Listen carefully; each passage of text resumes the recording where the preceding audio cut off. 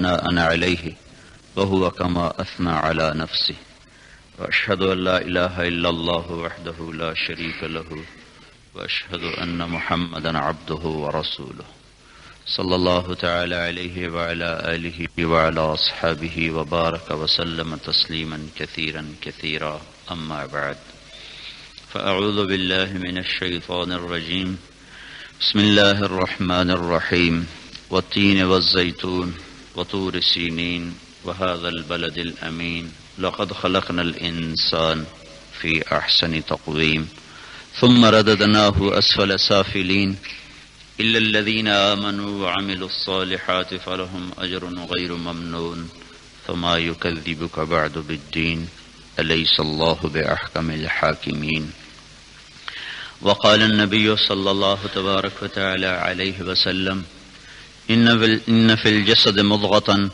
إذا صلحت صلح الجسد كله وإذا فسدت فسد الجسد كله ألا وهي القلب او كما قال صلی اللہ تعالی علیہ وسلم۔ میرے عزیزوں اور بھائیوں، اللہ تعالیٰ نے انسان کو کل کی سوچ دی ہے، یہ منصوبہ بندی سے زندگی گزارتا ہے۔ بے منصوبہ بد نظم زندگی اس کا خاصہ نہیں۔ کل کی سوچ انسان کے سوا کسی کے پاس کوئی نہیں، نہ کوئی جانور، نہ کوئی پرندہ، نہ کوئی کیڑا، نہ کوئی پانی کی مخلوق، نہ ہوا کی مخلوق۔ چند چیزیں ہیں جو ذخیرہ جمع کرتی ہیں، شہد کی مکھی ہے، چیونٹی ہے، مینڈک ہے، اور زمین میں سردیوں میں آرام کرنے والے حشرات ہیں، لیکن وہ کل کے تصور سے نہیں بلکہ اللہ کا ایک فطری نظام ہے جو اللہ نے ان کے اندر فٹ کر دیا ہے، وہ کرتے رہتے ہیں۔ ان کو کل کی خبر کوئی نہیں، لیکن وہ شہد جمع کرتی ہے مکھی۔ چیونٹی کو کل کی خبر کوئی نہیں، لیکن وہ پورا ایک نظام بناتی ہے۔ صرف انسان ہے جو کل کو سوچتا ہے اور آج بیٹھ کے اس کے لیے پریشان ہوتا ہے۔ وہ کل بھی نہیں، کئی کئی سال کے منصوبے بناتا اور سوچتا ہے۔ باقی مخلوقات کا علم بے خطا ہے، اللہ نے فٹ کر دیا، چپ ڈال دی، اس میں غلطی ہو ہی نہیں سکتی۔ انسان جاہل پیدا ہوتا ہے۔ واللہ اخرجکم من بطون امہاتکم لا تعلمون شیئا، ہم نے تمہیں پیدا کیا، تم کچھ بھی نہیں جانتے تھے۔ دوسری مخلوقات پیدائشی علم لے کر آتی ہیں۔ ربنا الذی اعطی کل شیء خلقہ ثم ہدی، وہ رب جس نے ہر چیز کو پیدا کر کے اسے زندگی گزارنے کا علم عطا فرمایا۔ ایک چیونٹی کتنا حقیر وجود رکھتی ہے، روزانہ آپ کے پاؤں تلے لاکھوں کروڑوں مر جاتی ہیں، ذبح ہو جاتی ہیں، پھر وہ اندھیرے میں اس کا گھر ہوتا ہے، پھر اس سے نکلنے والا انڈا اس سے بھی چھوٹا ہوتا ہے۔ بچہ جو چیونٹی کا بن کے نکلتا ہے اس کو کمزور آنکھوں والا دیکھ بھی نہیں سکتا، اور وہ 30,000 انڈے ایک وقت میں دیتی ہے۔ ان کی جو ملکہ چیونٹی ہے بڑی، تو اس 30,000 انڈوں میں کوئی نر ہے، کوئی مادہ ہے، کوئی پہرے دار ہے، کوئی فوج ہے، کوئی پولیس ہے، اور کوئی وہ غذا کی تلاش کرنے والا پورا ایک جتھا ہے، کوئی نئے گھر تلاش کرنے والا ہے، ایک پورا محکمہ ہے۔ یہ انڈوں سے نکلے، ان کے ذمے کیا ہے ان کو بتانے والا کوئی نہیں۔ آپ لوگ لاکھوں روپے ماں باپ کے خرچ کروا رہے ہو، 3 لاکھ 4 لاکھ روپیہ 5 لاکھ تک ایک لڑکے کا سال کا خرچ ہے۔ ماں باپ جیسے بھی کریں آپ کو پہنچاتے ہیں، آگے آپ غلط بھی پڑھتے ہو، ٹھیک بھی پڑھتے ہو، فیل بھی ہوتے ہو، پاس بھی ہوتے ہو، اتنے اچھے استاد بھی پڑھانے والے ہیں، پھر بھی فیل بھی ہو رہے ہیں، پاس بھی ہو رہے ہیں۔ ان انڈوں سے نکلنے والے بچوں کو نہ کوئی پڑھانے والا ہے، نہ سکھانے والا ہے، نہ بتانے والا ہے، لیکن جو ہی یہ ہوش میں آتے ہیں، میں صرف اس میں سے ایک قسم کو بتاتا ہوں، ساری قسمیں ابھی تک تو سائنسدان نہیں ڈھونڈ سکے، ایک قسم بتاتا ہوں جس سے آپ اللہ کے محکم اور طاقتور نظام کا اندازہ لگا سکتے ہیں کہ ایک چیونٹی پہ اس کی کاریگری کیسی زبردست ہے، تو ساری کائنات پہ اس کی حکومت کے کیا نظام ہے۔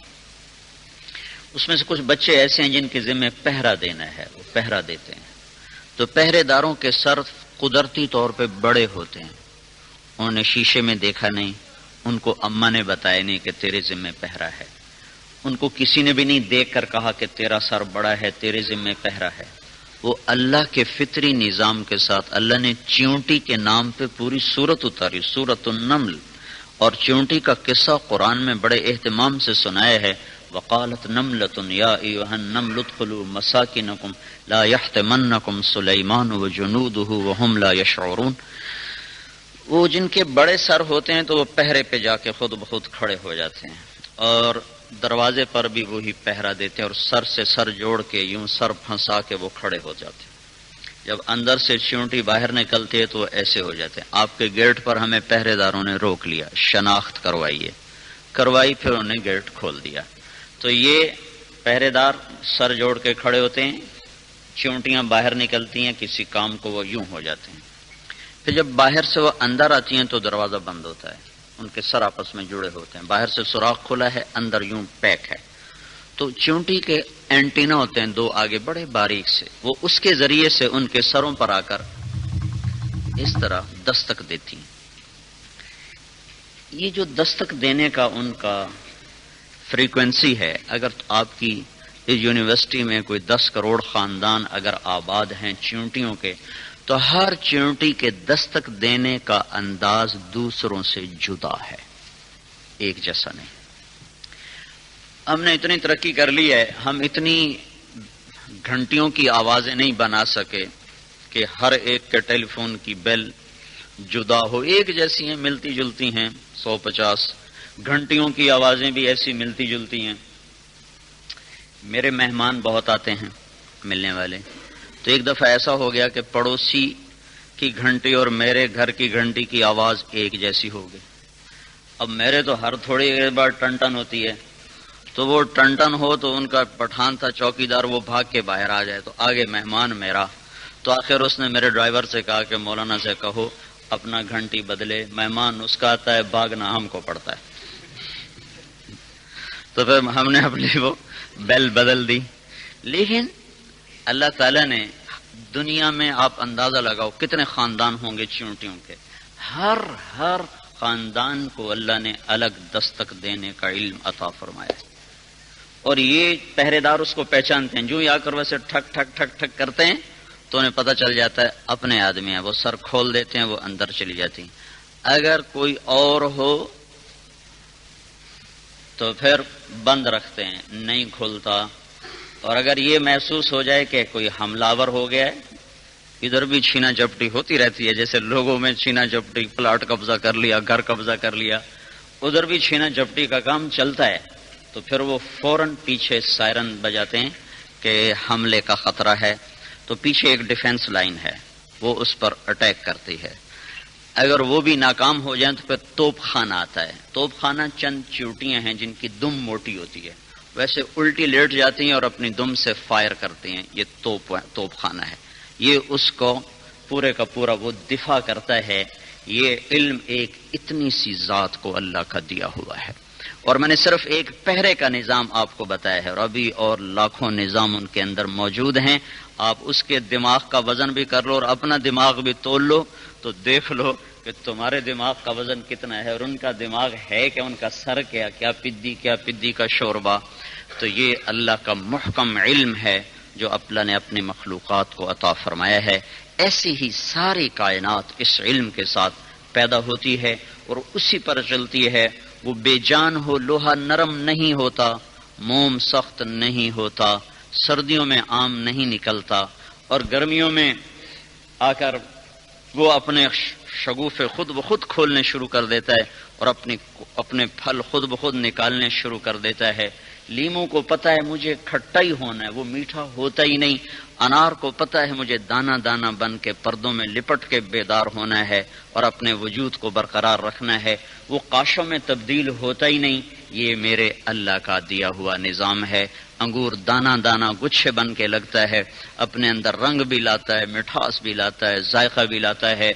اسی طرح امرود اپنے بیج کو اکٹھا کر لیتا ہے، خربوزہ اکٹھا کر لیتا ہے، تربوز پھیلا دیتا ہے، گرما پھیل جاتا ہے، میٹھا ہو جاتا ہے۔ یہ علم نباتات کو اللہ تعالیٰ کا دیا ہوا ہے۔ آپ نہیں سنو گے کہ انار کے اوپر انگور نکل آئے، آم کے اوپر سیب نکل آئے، کوئی آم کا درخت اتنا جاہل نہیں ہے۔ لیکن آپ اپنی انہی یونیورسٹیوں کے پڑھے ہوئے اور ماں باپ کے لاکھوں روپے خرچ کیے ہوئے کپڑے کی دکان کھول کے بیٹھے ہوئے یا کہیں اور جگہ جھک مار رہے ہیں، جو حاصل کیا ہے اس سے کچھ بھی نفع نہیں اٹھا رہے، وہ کسی اور ہی چکر میں لگے، چونکہ آپ کی ان ساری تعلیمات کے پیچھے کوئی مقصد نہیں ہے، صرف پیسہ کمانا ہے۔ تو جب آپ کو کسی اور جگہ سے اچھا پیسہ ملنا شروع ہو جائے گا تو آپ یہ چھوڑ دو گے، وہ اختیار کر لو گے۔ ابھی کل اعلان ہو جائے کہ اس یونیورسٹی کے کسی لڑکے کی ڈگری پر اسے کوئی نوکری نہیں ملے گی تو کل یہاں جن ہوں گے، انسان کا وجود ہی کوئی نہیں ہوگا۔ تو آپ کے سامنے منزل کوئی نہیں۔ ہمیں 50-56 سال میں نا یہ بڑا ظلم ہوا ہے کہ ہماری نسل میں علم کا ذوق نہیں بیدار کیا گیا۔ پیسہ پیسہ پیسہ، تو ہم دنیا میں بھی مار کھا گئے، دین میں بھی مار کھا گئے۔ اللہ تعالیٰ نے قرآن میں 2 قصے سنائے ہیں موسیٰ علیہ السلام کا، ایک نبوت کا، وہ لمبا قصہ ہے، اسے بار بار سنا ہے۔ ایک علم کا، وہ علم دنیا کا ہے، دین کا نہیں ہے۔ ایک وہ قصہ اللہ نے 2 رکوع پورے اس پر سنائے ہیں۔ خضر علیہ السلام دنیاوی علم لے کر آیا، دنیا کا علم، دنیا میں کیا کرنا ہے، کیا ہونا ہے، کہاں بارش، کہاں آندھی، کہاں طوفان، کہاں عروج، کہاں زوال، کہاں محبت، کہاں نفرت۔ اس کے لیے ایک نبی اسپیشل اللہ نے پیدا کیا، اسے آج تک زندگی دی ہوئی ہے، وہ دجال کے ہاتھوں شہید ہوں گے۔ مکہ میں جب دجال حملہ آور ہوگا اس وقت ان کی شہادت ہوگی۔ تو موسیٰ علیہ السلام کو اللہ تعالیٰ نے کہا میرا ایک بندہ ہے جس کو میں نے علم دیا ہے جو تیرے پاس کوئی نہیں، جو تیرے پاس تو شریعت کا علم ہے، اس کے پاس دنیا کا علم ہے۔ تو موسیٰ علیہ السلام نے کہا میں نے سیکھنے جانا ہے۔ تو وہ پورا قصہ آپ لوگوں کے لیے ہے، یونیورسٹی والوں کے لیے، کالج والوں کے لیے، اسکول والوں کے لیے ہے، مدارس والوں جو ہم نے پڑھا ہے ان کے لیے موسیٰ علیہ السلام کی نبوت کا قصہ ہے جو قرآن کے 28 پاروں میں بھرا پڑا ہے۔ آپ کے لیے قرآن کا 15ویں پارے کا آخر، 16ویں پارے کا شروع، 2 رکوع، وَإِذْ قَالَ مُوسَىٰ لِفَتَاهُ لَا أَبْرَحُ حَتَّىٰ أَبْلُغَ مَجْمَعَ الْبَحْرَيْنِ أَوْ أَمْضِيَ حُقُبًا، کہ مجھے اس شخص کی تلاش میں اگر زندگی بھی لگانی پڑی تو میں لگا دوں گا، میں اسے ڈھونڈ کے رہوں گا، اور جو کچھ اس کے پاس ہے میں اس سے لے کے رہوں گا۔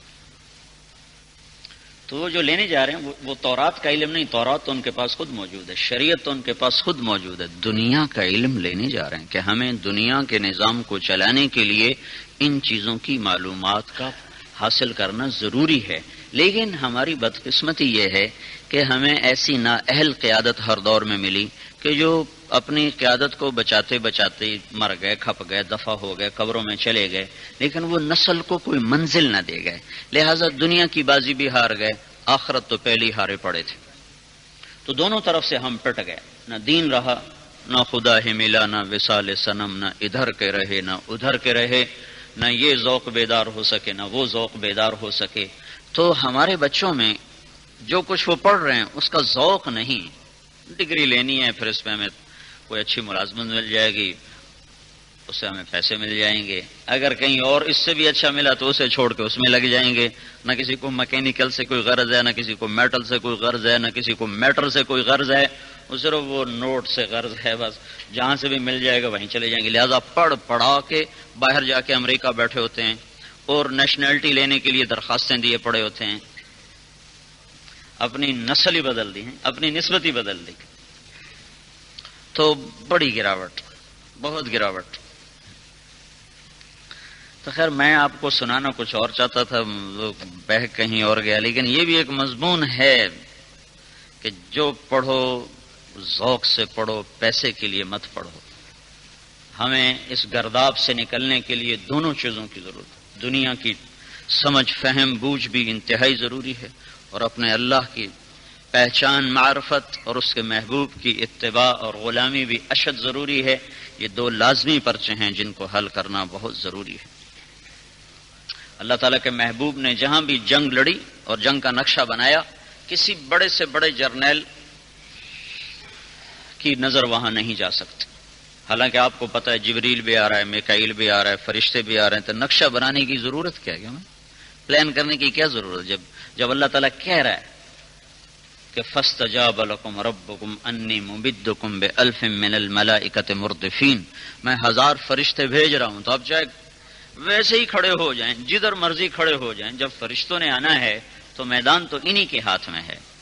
ایسا میں بدر گیا، چونکہ جنگ بدر کے متعلق جو آیات ہیں وہ وہاں پہنچ کر سمجھ میں آ سکتی ہیں، کتاب سے سمجھ میں نہیں آ سکتی۔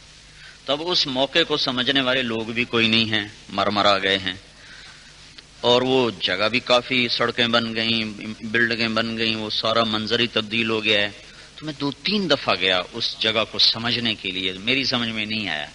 پھر مجھے ایک بوڑھا عرب مل گیا، تو اس کو ہم نے ساتھ لیا، تو اس کو وہاں کھڑا کر کے میں نے کہا اب مجھے قرآن کی آیات سمجھاؤ۔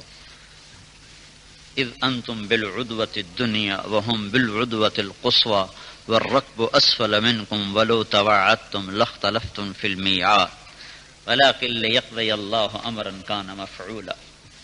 تو یہ وہ آیات ہیں جن کو وہاں جائے بغیر کوئی سمجھ نہیں سکتا۔ پھر اس نے مجھے سارا نقشہ سمجھایا، کہاں سے اللہ کے محبوب آئے، کدھر سے قریش آئے، کہاں پہلے خیمے لگائے، پھر اکھاڑ کر دوسری جگہ کیسے لگائے، چشمے پر چھپر کیسے بنایا، حوض پر کیسے قبضہ کیا، جھونپڑا کیسے بنایا، لشکر کیسے آمنے سامنے، وہ سارا اس نے مجھے سمجھایا۔ تو پھر مجھے بدر کا بارے میں جو قرآن اترا ہے اس کی سمجھ آئی، ورنہ نہ کسی تفسیر سے سمجھ سکا، نہ کسی کتاب سے سمجھ سکا، وہ وہاں جا کر ہی سمجھ میں آنے والی چیز تھی۔ تو دنیا کا بھی ہم معاملہ کھو بیٹھے ہیں۔ خضر علیہ السلام اور موسیٰ علیہ السلام کا یہ سفر، یہ آپ لوگوں کو سبق دینے کے لیے ہے کہ اس میں بھی جان مارنے کی ضرورت ہے۔ بہرحال ابھی میں ایک اور بات آپ سے کہنا چاہتا ہوں۔ اللہ تعالیٰ نے انسان کی تخلیق سے پہلے 4 قسمیں کھائی ہیں۔ ہم چونکہ جاہل پیدا ہوتے ہیں، مخلوق پڑھی لکھی پیدا ہوتی، انسان کا بچہ ان پڑھ پیدا ہوتا۔ یہاں بلی کے بچوں کو بٹھا دو نا، یہاں دیکھو یہ کتنی چھوٹی سی جگہ ہے، تو 1 گھنٹہ بھی بیٹھا رہے گا نا تو نہیں گرے گا، یہاں بٹھا دو۔ بالکل نوزائیدہ بچہ ابھی پیدا ہو، اس کو یہاں بٹھا دو، وہ اتنا بیلنس قائم رکھے گا کہ یہاں سے گرے گا نہیں۔ اور ہمارا بچہ 6 فٹ کے بیڈ میں بیچ درمیان میں ماں ان کو سلاتی، کبھی ادھر گر جاتا، کبھی ادھر گر جاتا، کبھی ادھر سے رونے کی آواز آتی، کبھی ادھر سے رونے کی آواز آتی۔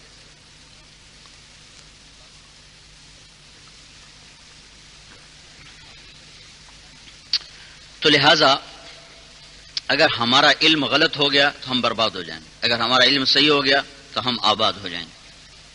انسان کے بارے میں اللہ کہتا ہے لقد خلقنا الانسان فی احسن تقویم، میں نے انسان کو سب سے اعلیٰ بنایا ہے، سب سے کامل بنایا ہے۔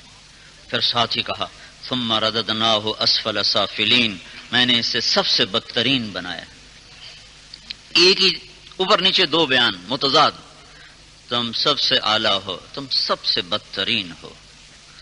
تو اس سے پہلے 4 قسمیں اللہ نے اٹھائی ہیں۔ ان 4 قسموں میں 4 اشارے ہیں جو انسان کو احسن تقویم بناتے ہیں، اور ان سے ہٹ جانے پر انسان اسفل سافلین، سب سے بدترین۔ والتین، مجھے قسم ہے انجیر کی، والزیتون، مجھے قسم ہے زیتون کی، 2 پھل ہیں۔ وطور سینین، مجھے سینا کے پہاڑ کی قسم۔ وہذا البلد الامین، مجھے اس مکے کے پاک اور امانت دار شہر کی قسم۔ لقد خلقنا الانسان فی احسن تقویم، بے شک ہم نے انسان کو سب سے اعلیٰ بنایا ہے۔ 2 چیزوں سے انسان بنا ہے، ایک جسم ہے، ایک روح ہے۔ روح اس میں اصل حیثیت رکھتی ہے، جسم اس کے لیے لباس ہے۔ جیسے میں نے آج یہ جوڑا پہنا ہے، کل اتار دیں گے، پرسوں اتار دیں گے تو اس جوڑے سے تعلق ختم ہو جائے گا، نیا جوڑا آ جائے گا۔ روح ایک وجود کی حیثیت رکھتی ہے، لباس ایک جسم کی حیثیت رکھتا ہے۔ جب موت آتی ہے تو جسم پر آتی ہے، روح پہ نہیں آتی۔ روح اس جسم کو چھوڑ کر عالم آخرت میں کسی اور سانچے میں ڈھل کر اللہ کے دربار میں منتقل ہوتی ہے۔ اس لیے ہمارے ہاں یہ محاورہ چلتا ہے فلاں صاحب انتقال کر گئے، مر گئے بھی کہتے ہیں، انتقال، شفٹنگ ہو گئی، شفٹنگ ہو گئی، یہاں سے ٹوپی سے ثوابی چلے گئے ہیں، دنیا سے آخرت میں چلے گئے۔ تو ان 4 چیزوں میں 2 کا تعلق جسم سے ہے، 2 کا تعلق روح سے ہے۔ اور انسان کی تسکین اسی وقت ہوتی ہے جب وہ اس کے جسم کو دو چیزیں مل رہی ہوں، روٹی بھی ملے، پانی بھی ملے۔ روٹی کا بدل پانی نہیں، پانی کا بدل روٹی نہیں، اس میں تقسیم بھی کوئی نہیں، آپ روٹی کھا لو میں پانی پی لیتا ہوں، یا میں روٹی کھا لیتا ہوں آپ پانی پی لیتے ہیں، نہیں بھائی آدھی روٹی تم کھا لو، آدھا گلاس میں پی لیتا ہوں، آدھا تم پی لو، آدھی روٹی تم کھا لو، آدھی میں کھا لیتا ہوں، تو تیری جان بھی سلامت، میری جان بھی سلامت، کیونکہ روٹی اور پانی یہ دو مستقل غذائیں ہیں جن کے جسم چاہتا ہے۔ اسی طرح جسم اور روح یہ دو مستقل وجود ہیں جو دو غذاؤں کے طلبگار ہیں، ایک کو دیں گے دوسرے کو نہیں دیں گے تو وہ اس کی ہلاکت سامنے آنا شروع ہو جائے گی۔ دونوں کو برابر طور پر دینے سے جسم اور روح کا نظام ٹھیک چلتا ہے۔ تو والتین والزیتون، مجھے قسم ہے انجیر اور زیتون کی، اللہ تعالیٰ نے بڑے نفیس قسم کے پھلوں کی قسم اٹھائی ہے کہ یہ دو چیزیں جسم کے لیے ہیں۔ اس میں اللہ تعالیٰ یہ بات سمجھانا چاہتے ہیں کہ یہ جسم بھی ایک امانت ہے، اس کو صحیح غذا کھلاؤ۔ زیتون بہت مفید پھل ہے، اس کا تیل بہت مفید ہے، انجیر بہت مفید پھل ہے، جسم کے لیے دونوں چیزیں انتہائی مفید ہیں۔ اس میں اس بات کی طرف اشارہ ہے کہ اپنے جسم کو بچاؤ غلط غذاؤں سے، یہ بھی ظلم ہے۔ جیسے روح کو بچاؤ گناہوں سے، جسم کو بچاؤ غلط غذاؤں میں ایک تو حرام غذا ہے، سور حرام ہے، شراب حرام ہے، چوری کا مال حرام ہے، ڈاکے کا مال حرام ہے، ان چیزوں سے اس کو بچائیں۔ اور بھائی کتا حرام ہے، بندر حرام ہے، ایک تو یہ چیزیں جن کو ہم خود اپنی فطرت سے بھی نہیں کھاتے۔ کچھ حلال چیزوں میں اللہ تعالیٰ نے انتخاب کیا زیتون اور انجیر کا، اس میں اشارہ ہے کہ اپنے جسم کو بچاؤ پکوڑوں سے، سموسوں سے، اور یہ پراٹھوں سے، حلووں سے، اور برگر، اور پتہ نہیں سارا دن ہی کھاتے سارا دن گزر جاتا ہے۔ ہم کھانے کے لیے پیدا نہیں ہوئے، ہم کسی کام کے لیے پیدا ہوئے ہیں۔ جسم کو مناسب کھلاؤ، مناسب وقت پر کھلاؤ، بغیر بھوک کے مت کھلاؤ۔ ایران سے ایک طبیب آیا، 6 مہینے مدینے میں رہا، کوئی بیماری نہ ہوا۔ تو اس نے لوگوں سے پوچھا بھائی کیا چکر ہے، ادھر کوئی بیماری نہیں ہوتا؟ تو صحابہ نے کہا لا ناکل حتی نجوع وَإِذَا أَكَلْنَا لَا نَشْبَعُ، ہمیں جب تک بھوک نہ لگے ہم کھانا نہیں کھاتے، اور جب کھاتے ہیں تو پیٹ بھر کے نہیں کھاتے۔ تو اس نے اپنی دکان اٹھائی، کہا ادھر تو پھر کوئی بیمار نہیں ہوگا، یہ تو اسی وقت بیمار ہوں گے جب زیادہ کھائیں گے، جب زیادہ کھائیں گے پھر اوپر سے نسوار رکھیں گے، سب جا کر یہ بیمار ہوں گے، اس سے پہلے یہ کہاں بیمار ہوں گے۔ تو جسم کا بھی ایک حق ہے کہ اس کو صحیح غذائیں دی جائیں، اس کو ہر وقت اور ہر شے اور ہر وقت منہ ماری کرنا یہ دماغ کو ختم کر کے رکھ دیتا۔ صحابہ کے دور میں صبح شام کھانا تھا، دوپہر کا کھانا کبھی تھا ہی نہیں، یا صبح کھاتے تھے یا شام کھاتے تھے۔ یہ ہم اٹھتے ہی کھاتے ہیں، ناشتہ بھی کرتے ہیں، پھر 11 بجے بھی کچھ ہوتا ہے، پھر کھانا بھی ہوتا ہے، پھر عصر میں بھی ہوتا ہے، پھر رات کو بھی ہوتا ہے، پھر سوتے ہوئے بھی ہوتا ہے۔ تو بیچارہ معدہ کیسے ٹھیک ہوگا اور دماغ کام کیسے کرے گا؟ امام غزالی فرمایا کرتے تھے جس دن میں نے بھوک کاٹی اسی دن میرے اوپر علم کا نیا دروازہ کھل گیا۔ جس کا پیٹ ہر وقت ہی، معدہ ہر وقت ہی حرکت میں ہو تو اس کا دماغ سویا رہتا ہے، جس کے معدے کو کچھ ریسٹ ملے تو اس کا دماغ جاگ جاتا ہے۔ یہ بھی ایک ضروری مضمون ہے۔ آپ زندگی کی ابتدائی عمر میں ہو، ہمیں اس عمر میں کسی نے نہیں بتایا تھا، میں آپ کو بتا رہا ہوں۔ تو غذا کی احتیاط، ایک حرام سے بچنا، حرام سے بچنا۔ یہ عمر سگریٹ پینے کی نہیں ہے، بیڑی پینے کی نہیں ہے، پھیپھڑے برباد ہو جائیں گے، صحتیں برباد ہو جائیں گی، زندگی برباد ہو جائے گی۔ امانت ہے، اس کو ضائع نہ کرو، اس میں خیانت نہ کرو۔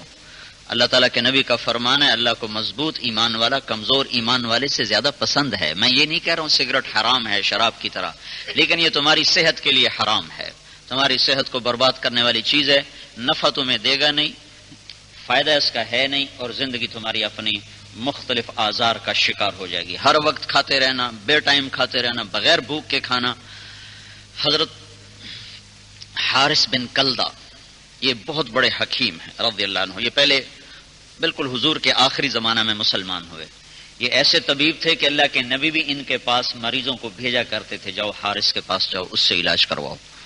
تو ایک دفعہ ایران کے بادشاہ نے طبیب کٹھے کیے، تو اس نے سب سے پوچھا بھی سب سے بڑی بیماری کیا ہے، سب سے بڑی بیماری کیا ہے؟ کسی نے کچھ بتایا، کسی نے کچھ بتایا، کسی نے کچھ بتایا. تو اس نے حارث سے پوچھا سب سے بڑی بیماری کیا ہے؟ تو اس نے کہا بغیر بھوک کے کھانا سب سے بڑی بیماری ہے. ادخال الطعام علی الطعام، بن بھوک کے کھانا سب سے بڑی بیماری. اب یہ پروفیسروں کے دفتروں میں چائے بھی چلتی ہے، بسکٹ بھی چلتا ہے، آنے والوں کو بھی زبردستی کھاؤ بھی، چاہے ان کی طبیعت ہو یا نہ ہو. تو یہ سارا جسم کا نظام برباد کرنے والی چیزیں ہیں. جسم کو بھی ٹھیک رکھو. اللہ کے نبی نے 61 سال کی عمر میں 1500 کلومیٹر کا 700 کلومیٹر کا پیدل سفر کیا تھا. جو تبوک کی جنگ میں آپ تشریف لے گئے تھے تو اس وقت آپ کی عمر 61 برس تھی، اور آپ نے سارا سفر وہ پیدل کیا. اپنی باری پہ سوار ہوتے تھے، سارا سفر آپ نے پیدل کیا ہے. یہ اللہ تعالیٰ کی دی ہوئی ایک امانت ہے. اس کو آج صحیح استعمال کرو گے تو ڈھلتی ہوئی عمر میں بھی اس کا نفع آپ اٹھا سکو گے. اور اسے ایسی پیپسیوں سے برباد کر دیا، پیپسی بھی پی رہے، کوک بھی پی رہے، 7 اپ بھی پی رہے. کیا ہم دیوانے لوگ ہیں. دودھ سستا ہو گیا، پیپسی مہنگی ہو گئی ہیں. جو اللہ کی بنائی ہوئی نعمت ہے، نسقیکم من بین فرث ودم لبنا خالصا سائغا للشاربین، کہ ہم تمہیں پلاتے ہیں گوبر اور چارے کے بیچ میں، دودھ اور خون اور گوبر کے بیچ میں سے ہم تمہارے لیے خالص دودھ نکالتے ہیں جو تمہارے پینے کے لیے بہت عمدہ چیز ہے. اسے چھوڑ کے پیپسیوں کے پیچھے لگ گئے اور ٹن پیک کے پیچھے لگ گئے. پیسے بھی برباد، صحت بھی برباد، طاقت بھی برباد، ہر چیز برباد. تو میرے عزیزو، یہ بھی ایک مضمون ہے جو قدرتی چھڑ گیا، لیکن ہے تمہارے لیے بھی ضروری، میرے لیے بھی ضروری کہ اس پر بھی قابو رکھو کہ ہر وقت اس کے اندر نہ کوئی چیز جاتی رہے. اپنے پیٹ کو خالی رکھنا بھی سیکھو کہ اس سے تمہاری قوت طاقت بحال رہے گی. اور ہر وقت ہر چیز کے کھانے سے بھی اپنے آپ کو بچاؤ. ہمارے نبی ایک وقت میں ایک چیز کھایا کرتے تھے.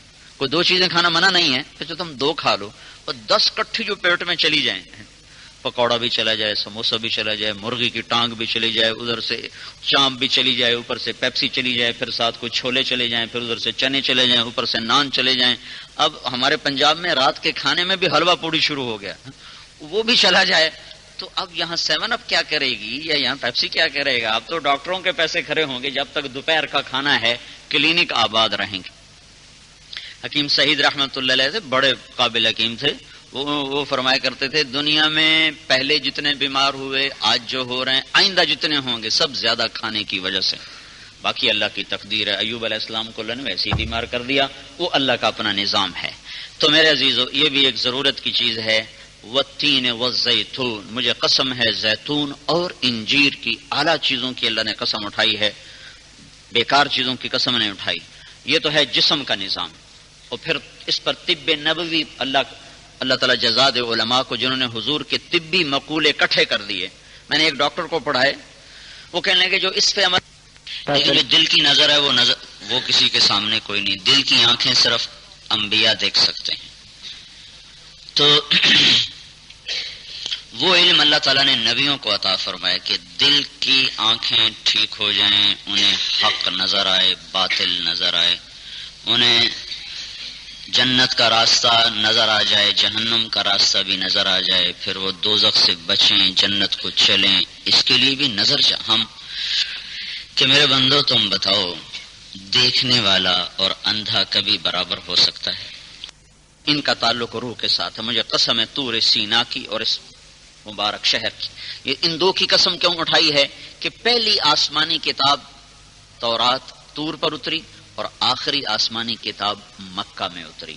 ان دونوں جگہوں کی قسم اس لیے اٹھائی ہے کہ پہلی کتاب جو رہبری کے لیے آئی وہ طور پر آئی، کوہ طور جس کو کہتے ہیں، اور آخری کتاب مکہ میں آئی. اور موسیٰ علیہ السلام پہلے رسول ہیں جن کو پوری کتاب ملی. ابراہیم علیہ السلام کو پمفلٹ ملے، شیش علیہ السلام کو پمفلٹ ملے جس کو عربی میں صحیفے کہتے ہیں، صحف ابراہیم و موسیٰ.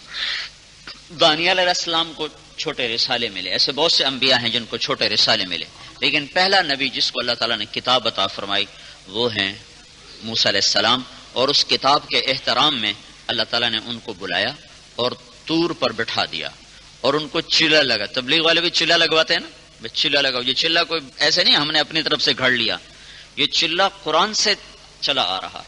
تو اللہ تعالیٰ نے فرمایا ادھر 40 دن پورے کرو. کیسے پورے کرو؟ کا روزہ رکھو. کیسا روزہ؟ کہ آج سحری کھا لے، 40 دن کے بعد افطاری ہوگی. ہماری افطاری تو ہو جاتی ہے نا شام کو.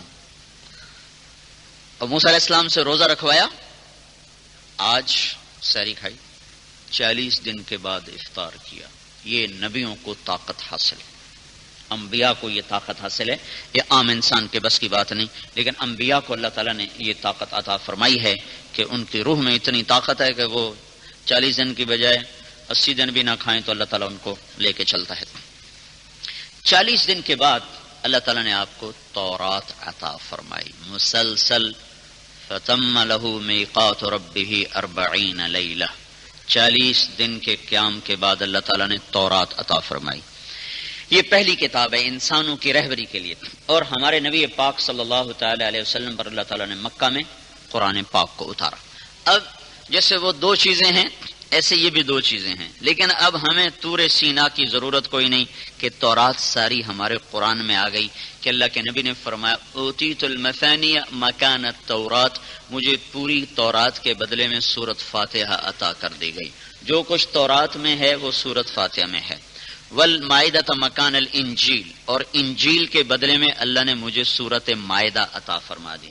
والحوامیم مکان الزبور، اور اللہ تعالیٰ نے زبور کے بدلے میں مجھے حامیم کی 7 سورتیں عطا فرما دیں. وفضلت بالمفصلات، باقی قرآن کے ذریعے سے اللہ تعالیٰ نے مجھے عزت بخشی، فضیلت بخشی. اب یہ قرآن پوری روح کی غذا ہے جو میرے اور آپ کے لیے ہے.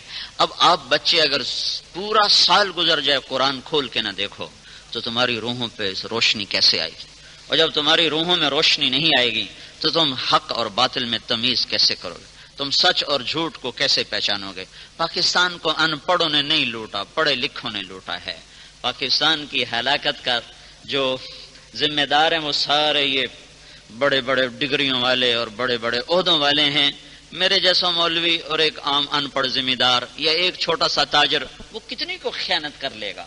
ملک کے سفینوں کو ڈبونے کے لیے سفینے ناخداؤں کے ہاتھوں ڈوبتے ہیں.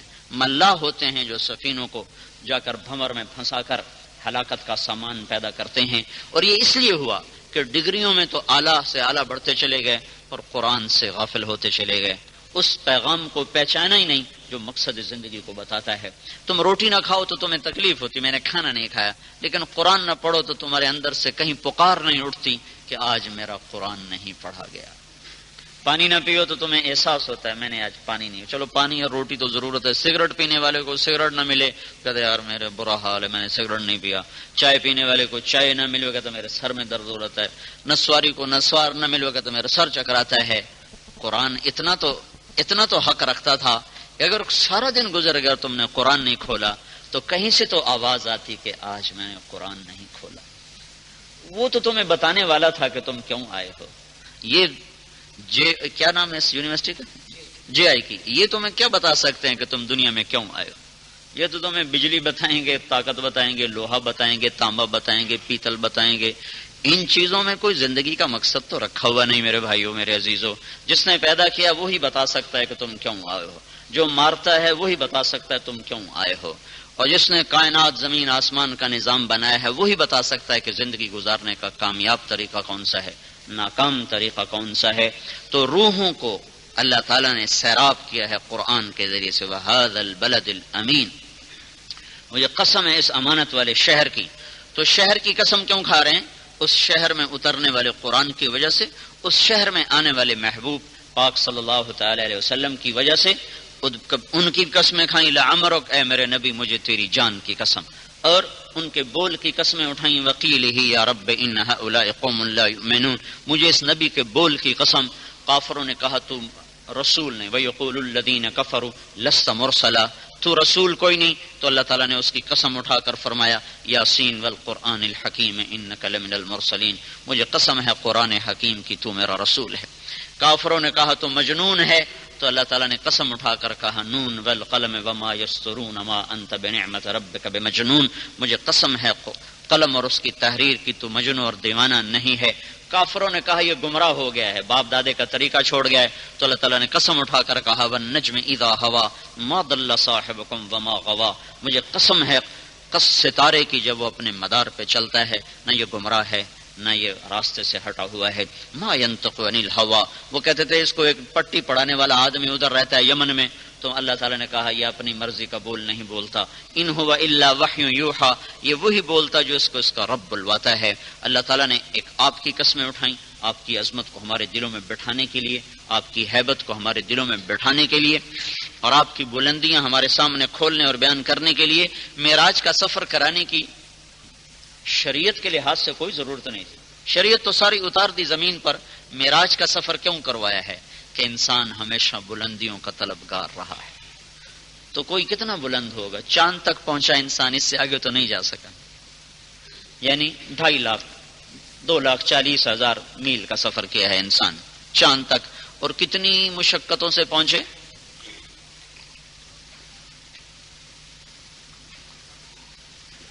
یہ انسانی فطرت ہے کہ بلندیوں کا طلبگار ہے، شہرت کا طلبگار ہے. تو معراج کا سفر کروایا ہے کہ اگر تمہیں بلندیوں کی خواہش ہے تو اس کے پیچھے چلو. وہ تو چاند پہ اٹک گئے، یہ تمہیں عرشوں تک پہنچا دے، پر اس کے پیچھے چلو تو صحیح. یہ جہاں چیز ہے کیا لوح و قلم تیرے ہیں. یہ بلندیوں کا سفر اس لیے کروائے گا. سبحان الذی اسری بعبدہ لیلا من المسجد الحرام الى المسجد الاقصى الذي باركنا حوله لنريه من آیاتنا انه هو السمیع العلیم. خلائی لباس بنتا ہے، جتنا پریشر اوپر ہوا کا ہے اتنا پریشر اس کے اندر بنایا جاتا ہے، پھر وہ پہنایا جاتا ہے. اگر وہ لباس نہ ہو تو خلا میں جاتے سارا جسم ٹکڑے ٹکڑے ہو جائے، اندر کے پریشر سے پھٹ جائے، تو وہ خلائی لباس بنایا جاتا ہے. پھر ایک خاص قسم کے وہ راکٹ ہیں جن پر ان کو خلا میں بھیجا جاتا ہے. آپ جس کرتے اور تہمت میں تھے اسی میں اٹھا کر جبریل آئے. جی آسمان سج چکے ہیں، آپ کی آمد آپ کا انتظار ہو رہا ہے. وہاں سے اٹھائے اور لے کر آئے حتیم میں. حتیم میں آ کے میرا بھائی دل کا ڈاکٹر ہے، تو ہمارے چچا کا آپریشن ہے. میں نے کہا مجھے بھی اندر لے جاؤ. اندر تو نہیں، آپریشن ہو کے جب باہر آیا وہاں تک میں گیا تو میں 1 منٹ نہیں کھڑا ہو سکا، میں بھاگ گیا. ایسا خوفناک منظر تھا. وہ مشینیں، وہ سارا خون مشینوں پہ چلنے لگ جاتا ہے اور دل پتہ نہیں کیا کیا. خیر میں وہ کیا بتاؤں. یہ ادھر کا ایک آپریشن بتانے لگا ہوں. جبریل نے لٹایا، ایک پیالے میں زمزم کا پانی، ایک پیالہ نور سے بھرا ہوا ہے، تو اس نے یوں انگلی پھیری، سینہ پھٹ گیا. اور ہمارے نبی ہوش میں صحیح سلامت دیکھ رہے ہیں کیا ہو رہا ہے، دیکھ رہے ہیں. دل باہر نہیں نکالتے، جو آپریشن کریں دل وہی ہوتا ہے، صرف اس پر تھوڑی وہ لگاتے ہیں اس کا کہ وہ چونٹ جس وہ اس کی جو وہ ہیں نالیاں، وہ ان کی حرکت ایسے بند ہو جاتی ہے، تو اس پر ایسے وہ لگا دیتے ہیں، ادھر ادھر اس کو پکڑنے والی چونٹیاں سی لگا دیتے، تو اس کی حرکت بند ہو جاتی. پھر اس پر وہ گرافٹ بناتے ہیں. دل اپنی جگہ پر ہوتا ہے، لیکن جبریل نے دل کو باہر نکال لیا. تو اب ہماری میڈیکل سائنس کے مطابق تو یہ ناممکن بھی ہے اور آدمی کو مر جانا چاہیے، لیکن دل جبریل کے ہاتھ میں ہے اور آپ زندہ سلامت اس کو دیکھ رہے ہیں. خون کا ایک قطرہ نہیں بہا. پھر وہ دل کو چیرا جا رہا ہے. یہ دل کو چیرتے نہیں ہیں، دل کو چیرا، پھر اس کو زمزم سے دھویا اور سب منظر دیکھا جا رہا ہے. پھر اس دل کو اٹھا کر اس میں دوسرے پیالے میں ڈال دیا جس میں نور تھا. وہ سارا نور اس کے اندر بھر کے پھر دل کو بغیر کسی سوئی دھاگے کے ایسے فٹ کر دیا. اور پھر اس کو جو رکھا اپنی جگہ پر تو رگیں اپنے آپ آ کر جڑ گئیں اور اپنے آپ آ کر فٹ ہو گئیں. پھر سینے کو ملایا، وہ جڑ گیا. یہاں کوئی نشان باقی نہ رہا. بڑے سے بڑا سرجن بھی جب آپریشن یہاں کرتا ہے تو اتنا بڑا نشان یہاں ہوتا ہے. آپ کا سینہ صاف تھا، ایک باریک بال کے برابر بھی اس پہ نشان کوئی نہ تھا. یہ آپریشن ہوا ہے اور وہاں سے آپ کو لا کر سواری پہ بٹھایا گیا ہے. وہ مستی میں آیا براق. تو جبریل نے کہا تجھے خبر ہے تیرے اوپر کون سوار ہے؟ آج تک ایسا مقدس سوار تیرے اوپر سوار نہیں ہوا. تو براق کے روئیں سے پسینہ پھوٹنے لگا.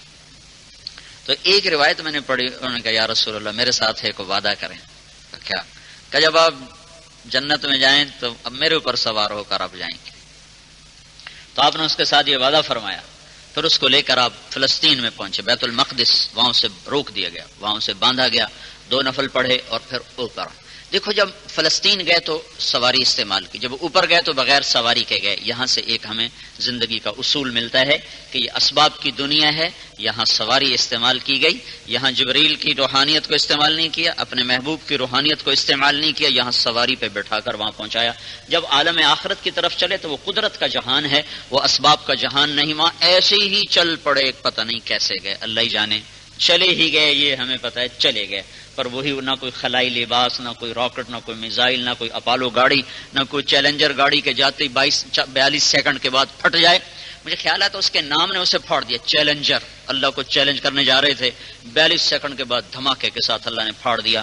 تو یہ جبریل کے ساتھ گئے پہلا آسمان پار ہو گیا. آدم علیہ السلام نے استقبال کیا آگے بڑھ کے، اور دوسرے آسمان پر پہنچے تو عیسیٰ علیہ السلام اور یحییٰ علیہ السلام نے استقبال کیا.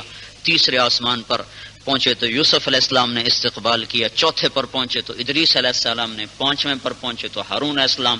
چھٹے پر پہنچے تو موسیٰ علیہ السلام. سارے آگے بڑھ کے استقبال کر رہے ہیں اور آگے بڑھ کے مل رہے ہیں کہ مرحبا مرحبا. فرشتے بھی بھاگے ہوئے آ رہے ہیں. جیسے کوئی معروف شخصیت ہے جو سارے بھاگ کے دیکھنے آتے ہیں تو فرشتے بھی بھاگے ہوئے آ رہے ہیں، اللہ کے نبی کون سے ہیں، اللہ کے محبوب کون سے ہیں. ساتویں آسمان پر پہنچے تو وہاں ایک قبلہ تھا جس کا طواف ہو رہا تھا. وہاں آگے بڑھ کے استقبال کرنے والا کوئی نہ تھا. ایک بڑے میاں، بڑی سفید داڑھی، ایسے بیٹھے ہوئے تھے، اس کی دیوار کے ساتھ ٹیک لگا کے ایسے بیٹھے ہوئے.